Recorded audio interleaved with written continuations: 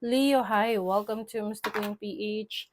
At ito ang inyong reading para sa second half ng 2024, July to December 2024. So, 6 months to. Energies sa inyo from July to December 2024. So, if you're interested in private readings, meron tayong link sa description at sa pinned comment kung paano magpa-book for a reading. Okay. So, let's see, Leo, what's coming to you July to December 2024. Overall energy, second half ng 2024. The Ten of Wands. Naku, nakakapagod. No? Maraming demand sa'yo for the next 6 months from July to December. Marami kang trabaho, marami kang obligasyon, responsibilities na kailangan mong gampanan. Can be sa family mo, sa trabaho mo. So, medyo nakakapagod yan. At least, you're going to be busy at kaya mo naman yung i-handle. Okay? Kailangan lang dyan, time management. So, let's see your possible challenge. Ano yung possible challenge ng mga Leo? Okay, you have the Page of Swords. So, this is about learning. Maaring isa sa maging challenges mo yung marami kang kailangan pag-aralan, i-research, lalo na kung marami kang mga pinagsasabay-sabay na task, trabaho, mga obligasyon. Maari ring meron kang message na ma-receive na hindi mo magustuhan, no? Or parang pwedeng mag-start ng issue or problema with someone. Okay? Kaya mas maganda na kalmahin mo lang yung sarili mo every time na makaka-receive ka ng message na hindi mo gusto, no? This can be like a negative opinions ng ibang tao sa'yo. So, let's see your opportunity. Ano naman yung opportunity ng mga Leo? You have the Eight of Cups. Okay. As an opportunity, meron ka raw pagkakataon na makaalis sa isang sitwasyon na alam mong hindi na worth it para sa'yo. Okay? There's a change, major shift na mangyayari sa'yo sa second half ng 2024. So, you can be leaving a career, a job, a business, even a relationship para mas makapag-explore ka pa ng iba mo pang options at ma-discover mo pa yung potentials mo. Okay? Kasi pwedeng maraming limitations around you. So, the moment na maglakas loob ka na mag-explore ng ibang bagay, then definitely may magbabago, 'di ba? Let's see your blessing. Ano yung blessing? Oh, Ace of Pentacles. This is a new opportunity in terms of money, finances, sa career mo, sa business. New beginnings to. There's prosperity. Pwede rin makakabili ka ng property ngayong second half ng 2024. Okay? So, pwedeng magsa-start ka ng bagong business mo, may sisimulan kang project, yung iba pwedeng makakabili ng property na gagawin mong paupahan or Airbnb, ganyan. Uso na yan ngayon. So, very exciting sa'yo ang blessings for second half ng 2024. So, that's for a new beginning. This makes sense, no? Kasi opportunity mo is to leave a situation and then there's a new beginning coming in for you. Okay? So, let us clarify that. No? Clarify natin yung mga energies na yan. What is the Ten of Wands? Ano tong Ten of Wands na to? You have the Star. Ooh, the Star is about your dreams, your hopes, yung mga pangarap mo, yung mga gusto mong ma-achieve. I think marami kang gagawin para ma-achieve mo yung pangarap mo. Yung parang talagang itotodo mo na, no? And definitely, you will be successful in this kasi talagang paghihirapan mo siya. Okay? You will be able to reach for the star. And the star is also about healing. So, kung meron kang mga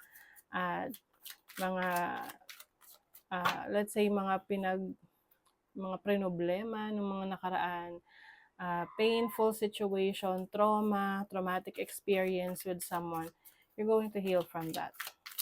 What is the Page of Swords? You have the Two of Swords. O, meron kang decision making. So, maaring may mga decision kang kailangang gawin ngayong second half ng 2024 na medyo mahihirapan ka na pumili. But trust your gut, trust your instinct, no? Dahil i-guide ka naman yan. Okay? Which path to take. So, the Eight of Cups is clarified by the Ace of Wands. Oh my God. So, this is a new beginning, exciting new beginning. Pwedeng itong pag-alis mo sa isang situation na to, pwedeng biglaan siya, no? Yung parang spontaneous lang siya na tipong dumating dun sa point na napagod ka na, you feel like hindi mo na kayang magpatuloy dyan sa situation na yan, then aalis ka na lang ura-urada. And this is very exciting for you, no? Kasi maaring ito yung magbibigay sa'yo ng kalayaan, no? Kalayaan na magawa yung mga bagay na gusto mong gawin. So, let's see, what is the Ace of Pentacles? Kung may naririnig kayong sumisigaw na bata sa background, no? Kasi minsan na-excite yung aking anak habang nanonood ng TV sa baba. Ang lakas talaga ng boses niya. Okay, parang siya, nag-cheer para sa inyo. Oh. So, what is the Ace of Pentacles? You have the Six of Pentacles. Wow! Maganda to kasi balancing your finances, no? So, that is your blessing.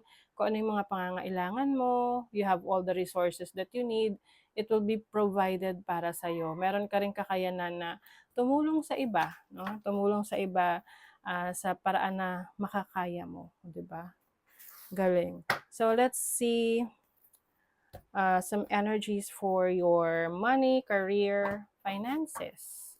Money, career, finances for Leo. Money, career, finances. Faith. Trust the situation. This situation needs your full trust. So, pagdating sa decision making mo, sa trabaho, sa business, sa career, magtitiwala ka sa kakayanan mo. Dahil alam mo na you are being guided by your spirit guides, yung iyong ancestors, by God, no? So you are being led to the right direction. So pinapapunta ka sa tamang direksyon. Kaya nga itong change na to ay opportunity for you, no? To start something new. And then pagdating sa career, may rewards. Your hard work is paying off. Your performance is gaining attention in your community. Ayan. So, dun sa area mo, no, saan ka man nagwo-work, ano man yung business mo, trabaho mo, you are gaining popularity, you are gaining recognition. You have the Seven of Swords. Just be careful kasi, syempre, no, habang tayo ay kapag may mga success, ganyan, meron at merong mga taong will try to bring you down, will try to discourage you, no? Yung parang nanakawin ang iyong kaligayahan. So, wag mo na lang silang pansinin, no? Alam mo na, sabi nga nila kapag daw, hitik ang bunga, binabato, diba? So, for you, you're just going to move on, move forward, pupunta ka lang sa kung saan ka mas komportable, mas masaya, hindi mo na papansinin tong mga nakaka-stress na ng mga inggitero at inggitera sa success mo. Hindi yan mawawala, no? So, ang importante lang dyan is how do you manage, no? Paano mo na ma-manage yung sarili mo na makapag-react? Kasi pwedeng negative yung reaction mo dyan, which is hindi na naman makakabuti sa'yo. So, might as well just focus on your goals, your dreams. Ayan. Very passionate ang iyong romantic relationship. So, if you are dealing with someone, meron ditong very close connection, very passionate, intimate. So, if you are in a relationship, pwedeng you will explore your connection with this person, especially sexually, no? So, memories, nako, merong taong hindi ka makalimutan. Kaya siguro ito ay hindi mawawala sa'yo. Kasi pwede ring nagkaroon kayo ng issue tapos, puwedeng may separation, pero hindi niyo kaya na mawala sa isa't isa. Oo, nire-reminisce yung connection 'no. Two of Swords, so meron ka ring major decision sa relationship mo. So if this is person from the past, puwedeng babalik sa buhay mo at malaking desisyon rin 'yan sa'yo kung pababalikin mo siya. O ayan, parang pababalikin mo nga siya. Two of Cups.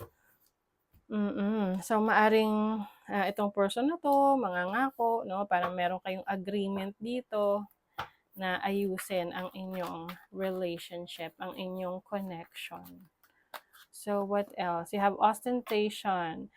I feel like you will also be proud of yung mga achievements mo. Kaya lang nga, the more na nag-show off tayo, the more na meron tayong na-attract na mga inggitero-inggitera, tsismis, ganyan. So, might as well maging low-key ka na lang 'no, sa iyong, mga ipinapakita. Para kumbaga ano lang, hayaan mo lang sila na just focus on yourself and improving yourself. Ah, Kumbaga kanya-kanya namang opinyon 'yan. So, ano man yung maging opinyon sa'yo nila, 'wag mo ng pansinin, oo. Whether positive, negative, sa kanila 'yun, opinyon nila 'yun. So, you also have Saturn in Leo in the 5th house. 5th house is about, your dating life. So, I think mas magiging ka ngayon 'no, malaya na to go out with someone na mahal mo, very much interested ka. And Saturn kasi is the planet of restriction. So, puwede ring, may mga challenges 'no, if you are going to date someone, but of course nasa sa'yo pa rin 'yan kung paano mo gagawa ng paraan yung mga challenges na 'yan. But I feel like ito rin yung mga, iniwasan mo or parang tiniis mo 'no, and now ito na, you are getting the rewards. Puwedeng tiniis mo muna na 'wag munang pumasok sa relationship, and ngayong second half ng 2024, inisip mo rin naman na yung sarili mo, 'di ba? Wow, so you are secured. Ayan, this second half ng 2024, you will gain security. You will feel good about yourself. Maaring meron kang, financial freedom, magagawa mo yung mga gusto mo, you have the energy that you need. When it comes to love, someone is loving you and caring for you. Mas importante sa'yo ngayon yung confidence mo sa sarili mo, okay? You will gain more confidence, dahil diyan you will feel secured.